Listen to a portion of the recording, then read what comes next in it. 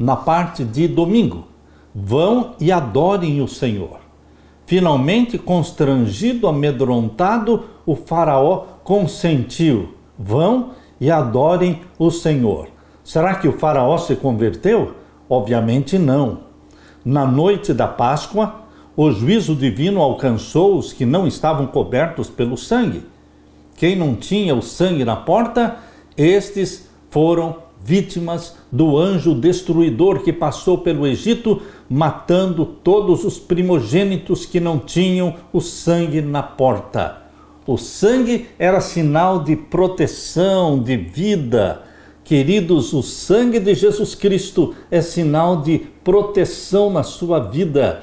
Só o sangue de Jesus Cristo na minha vida, na sua vida, só o sangue de Jesus Cristo nos nossos filhos é que poderá nos libertar da morte eterna, libertar-nos para uma vida eterna em Cristo Jesus. Lá no Egito ninguém escapou de todos os egípcios que não creram no sangue do Cordeiro, independentemente da posição, educação, condição social ou sexo. A punição atingiu todas as famílias do faraó, até os escravos e até mesmo os primogênitos dos animais. O orgulho do Egito estava no pó. Abra sua Bíblia e vamos ler então Êxodo capítulo 12. Êxodo capítulo 12, vamos ler então os versos 31 a 36. Aqui diz: E chamou a Moisés e a Arão de noite e disse: Levantai-vos, saí do meio do meu povo, tanto vós como os filhos de Israel, e ide servir ao Senhor como tendes dito. Levai também convosco vossas ovelhas, vossas vacas, como tendes dito, e ide e abençoai-me também a mim. E os egípcios apertavam ao povo, apressando-se para lançá-los da terra, porque diziam: todos seremos mortos.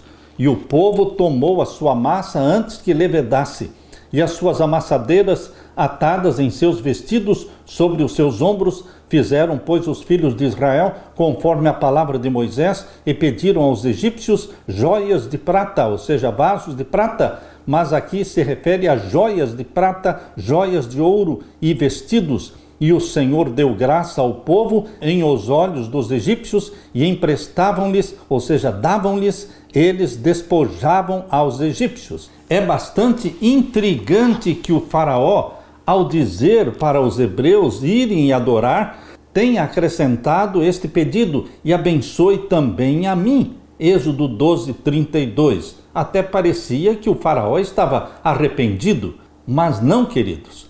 Por que o rei do Egito, considerado um Deus no meio do seu povo, pediria também: orem por mim? Parece que ele finalmente compreendeu o poder do Deus dos hebreus e quis se beneficiar dele. No entanto, como Deus poderia abençoá-lo enquanto ele estava em rebelião, pecado e orgulho? Ele finalmente permitiu que o povo saísse, mas não foi por submissão à vontade do YHWH. Fez isso porque foi derrotado. Ele não estava arrependido, como suas ações posteriores revelaram. Ele apenas queria interromper a destruição que cobria o seu reino. O faraó foi humilhado, e na tragédia da pior de todas as pragas, ele deixou que Israel saísse do Egito. Ele permitiu o que havia se recusado a conceder em todas as vezes anteriores, não importando o sofrimento que as suas ações trariam à nação. Os egípcios estavam ansiosos para que os hebreus saíssem, e o que é compreensível, porque eles diziam: se vocês não saírem, todos nós morreremos. Êxodo 12, 33. Enquanto isso, Deus fez provisões para que os israelitas não deixassem o Egito de mãos vazias. Não, eles deveriam obter tudo o que precisariam, para o que no fim acabou sendo uma jornada muito mais longa do que o previsto. Os egípcios deram aos hebreus inúmeros itens valiosos apenas para apressar o povo a sair do Egito. Na verdade, correspondiam ao salário que foi negado aos israelitas por séculos de trabalho escravo. Certamente, para os egípcios, deixar os hebreus em sua terra seria um preço muito mais alto. Quantas vezes nos arrependemos de ações somente por causa das suas consequências? E não porque esses atos são errados? Muitos se arrependem por medo das consequências. Queridos, Esse foi o falso arrependimento do faraó.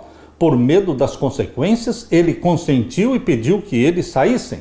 Mas não é verdadeiro arrependimento por medo das consequências. O que deve nos levar ao arrependimento é o Espírito Santo, que nos convence do pecado, da justiça e do juízo.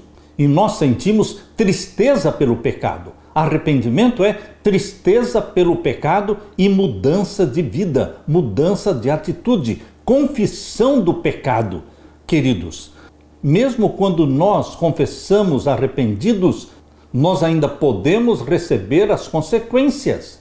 O perdão de Deus não anula as consequências, mas o perdão de Deus nos salva.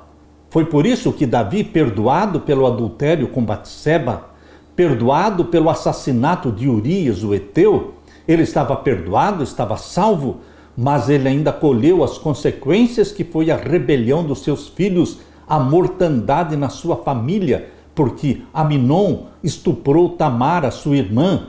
Absalão, o irmão de Tamar, matou Aminon. Absalão se rebelou contra Davi e tentou matar o rei Davi, ocupando-lhe o trono, abusando das suas concubinas.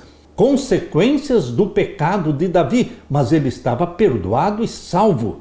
Queridos, Deus que nos livre das consequências dos nossos atos, porque estas consequências virão. Tudo que nós plantarmos, vamos colher. Mas nós poderemos ser salvos confessando os nossos pecados. Deus nos perdoa, Deus ameniza as consequências. Graças a Deus, porque nós não colhemos tudo o que merecíamos colher. Deus usa de misericórdia conosco. O perdão de Deus nos conforta. O perdão de Deus deu força para Davi continuar lutando até o fim e permanecer fiel a Deus. O perdão de Deus vai dar forças para você palmilhar o caminho desta vida, arrependido, sempre confiante e humilde diante da poderosa mão de Deus, não abandonando os caminhos do Senhor. E mesmo pecadores como somos, nós poderemos ser chamados como Davi foi chamado, de um homem segundo o coração de Deus. Deus está com você, como esteve com Moisés e o povo de Israel no deserto. Deus está com você como esteve com Davi. Que o Espírito Santo dê para você e para mim o verdadeiro arrependimento, a tristeza pelo pecado e a mudança de vida. Aleluia!